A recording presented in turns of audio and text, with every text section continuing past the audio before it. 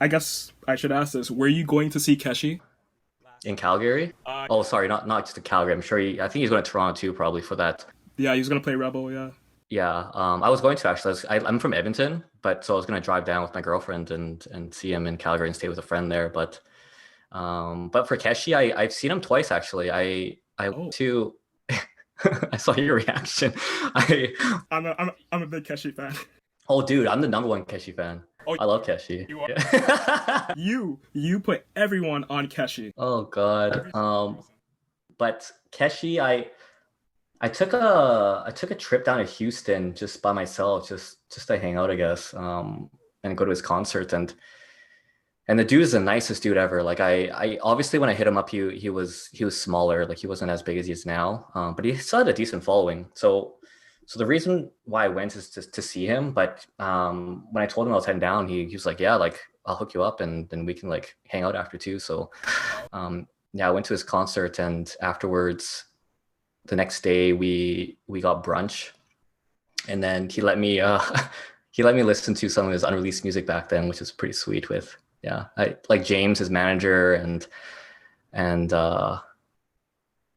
his oh my god, Kenji. Fuck, sorry, or I shouldn't swear, but sorry, Kenji was there too, and they're also awesome and like they're super chill. So that was his first concert as Keshi. He did it in his hometown, Houston. And then I went to LA with my girlfriend 2 years ago now, like I think 2018, yeah. No, sorry, 2019. And yeah, he put on a good show there too. That was his I think he had like 8 concerts or something in the States and LA was a stop. He always puts on a good show though. You know what? I was really looking forward to seeing him because he's a big John Mayer fan. Oh yeah. His music is great. I love Fender guitars, and like he's a huge Fender fan as well. So just everything about him, it's kind of like that vibe that I really like in modern day artists. And I don't know when I'm going to be able to see him live, but I hope it's soon because I think he's one of the most promising stars to come out of the K indie scene, and he's probably going to be pretty big. Yeah, but he's not from the K&D scene though. He's not Korean, you know that, right? Yeah, I was confused by that. How did he end up in like the whole Korean music thing? Like, I don't know. I actually have no idea. I want to say it's because of my channel, but I shouldn't give myself that much props because I'm sure like Korean people have heard of him before, and because his music's so good, and yeah, he's a worldwide talent. He's not just limited to being Asian or American. He's honestly like swear he's like a worldwide superstar to me. But yeah, I don't know. I posted on my channel, and then I guess I'm not gonna say it's because of my channel, but like all those Korean pop people like the BTS folks, I think RM messaged or like tweeted about him and promoted his music, and then all like the K-pop idols love his shit too. So as soon as you get a shout out like that, it's kind of over. You got to roll with it, you know? the thing is though, like the thing is, he was doing really well before that RM shut out. Like I remember posting his "Like I Need You" on my channel, and it was in like hundreds of thousands, and then RM posted about it, and then blew up to probably like the millions. But still, Wow. I honestly I could talk about Keshi all day. Okay, so how about we get a little bit more specific? Are there any artists in particular that you've seen grow over the years and you think they can make that jump? Or maybe there's a reason why they haven't made that jump yet. Because in all fairness, I think of like from like 2017 to 2019, I've seen artists on your channel that they would kind of grow like this and it would seem like it would stop. But the thing is they were writing excellent songs.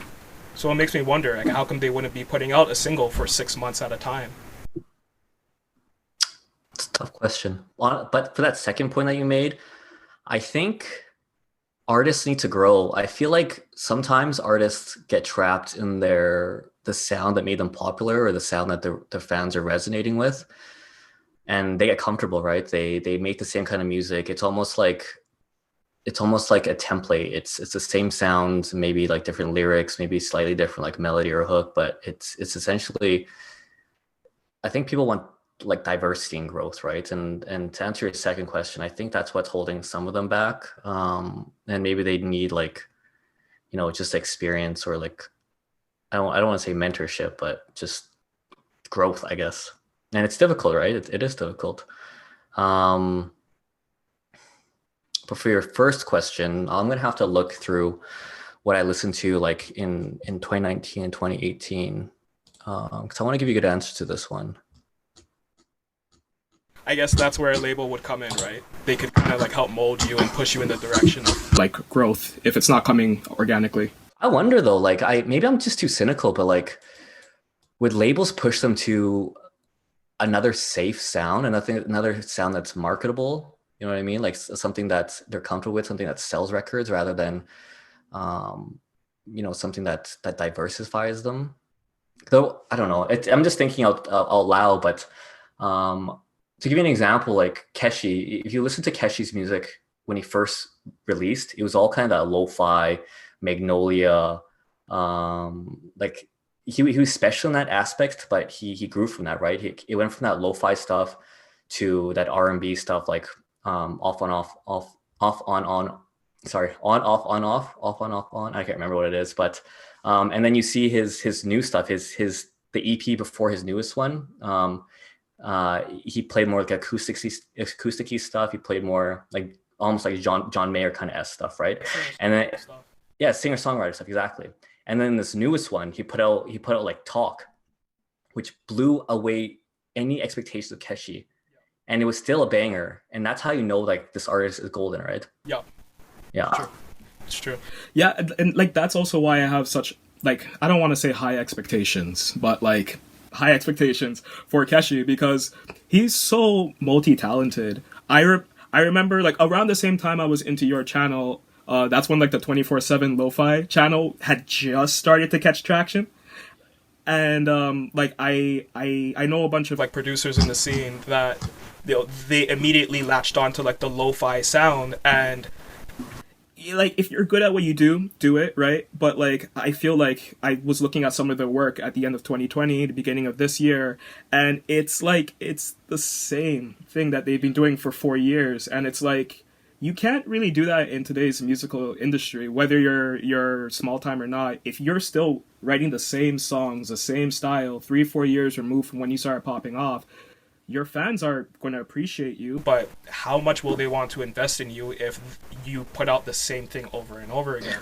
That's also you bring up a good point because music there it's so there's trends to it, right? It's cyclical. So right now, back I don't know 2018, 2017 or whatever it was, lo-fi was huge. Lo-fi was like peaking, right?